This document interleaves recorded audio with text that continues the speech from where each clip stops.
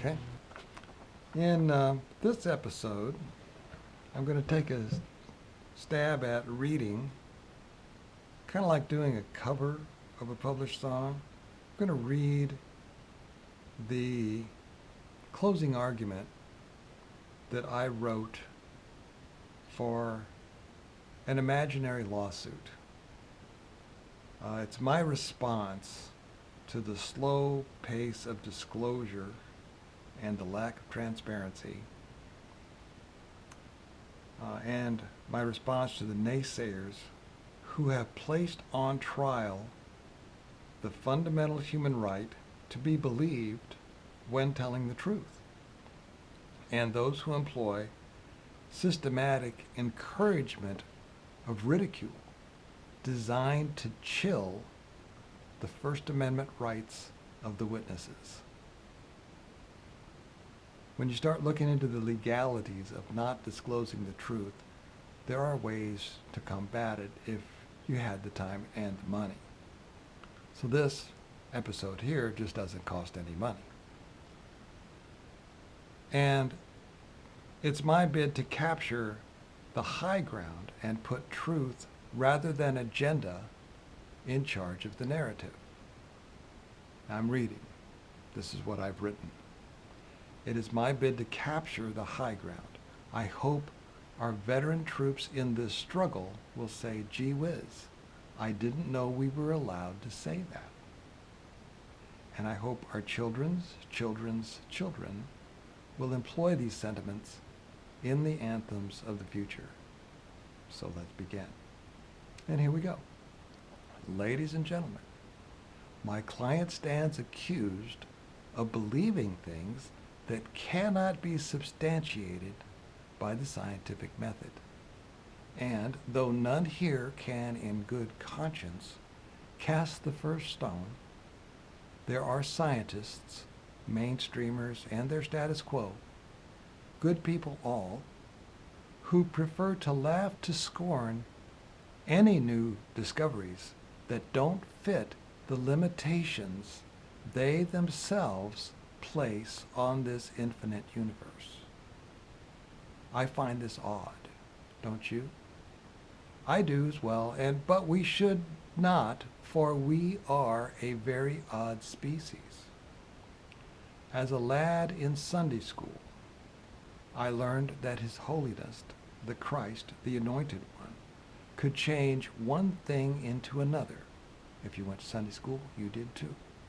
As in water to wine. That is alchemy. He could multiply loaves and fishes as if he had a 3D printer that printed inedible protein. But he did not have that. He could step from his boat onto the raging Sea of Galilee, stand upon the water, and calm the storm. The Sea of Galilee is not over large. I've been there. But why quibble? He did this all through the power of the Creator. And all Christians, scientists included, will agree that he performed miracles which science cannot explain. In the next breath, the same persons will say, in essence, but the Creator could not create a Sasquatch. Given the aforementioned miracles, that is just silly talk. Scientists have testified, under oath, an oath taken with their hand upon the Bible, a Bible that says that Goliath, as we all know, was a giant. This story, like my client's, is an eyewitness account. Further, my client is here in court. The Goliath story is mere hearsay because the account comes secondhand, does it not? But the scientist who swore on the book exclaims to my client, "Where are the bones?" as if to expose my client in a lie. Instead, he exposes his own hypocrisy. Where are Goliath's bones? Or his body, as described in the book you swore upon? None have seen them, yet hundreds of millions believe the story, even you and me. And so the scientist, in his Christian beliefs, has created an exception to the scientific method for his own belief in miracles. Yet no one questions this inconsistency. Can you say, I believe, and not be tested? My client's account of what befell him may be a test for some, but it is the truth, and he at least knows it.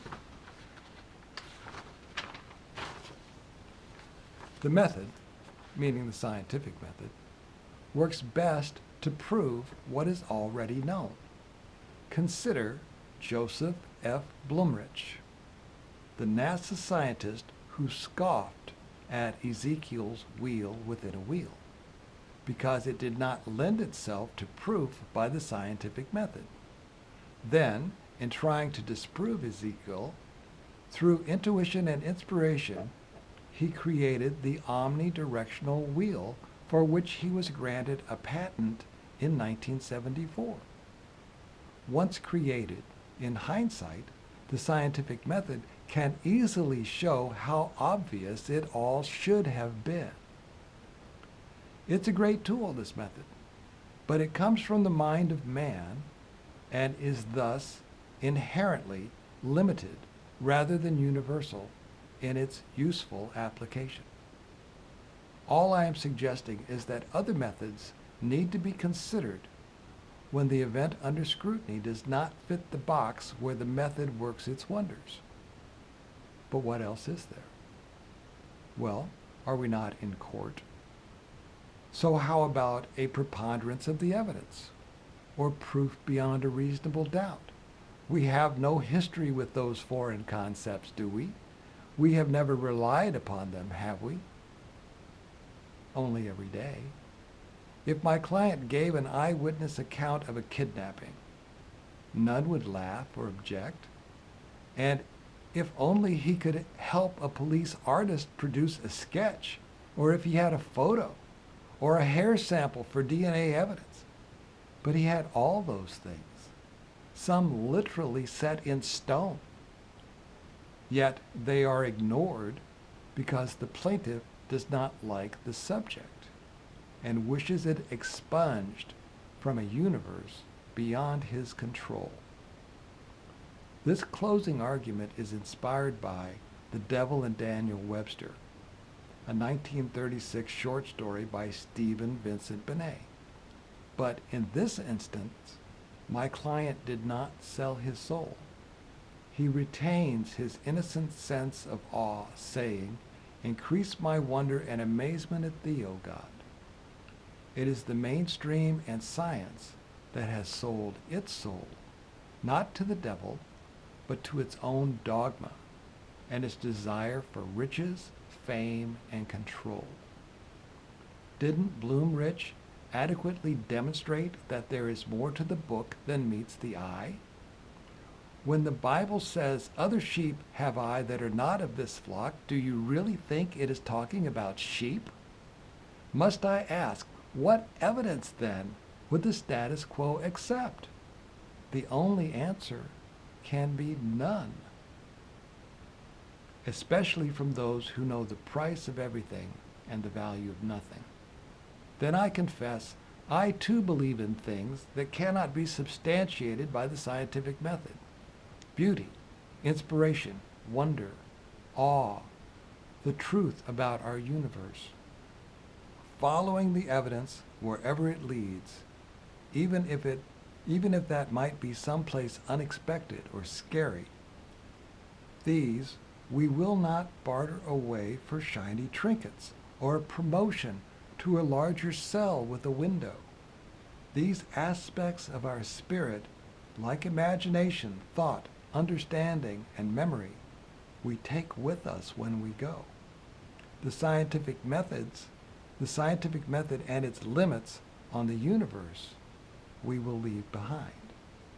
So if you prefer to believe the naysayers of the status quo, go ahead and believe them. It makes no difference to the universe. It does not change the truth, what my client saw, or what I believe. In this trial, ladies and gentlemen, You can only imprison yourself. So there you go. I think I'm going to post this. I have footnotes. Mostly the court takes judicial notice. I'll put them up so you can read them. I think they're hilarious, but that's just me. I have a funny sense of humor to myself. So, thanks for listening. Thanks for being here. Hope you have a great 4th of July holiday, and I'll see you next time. Bye.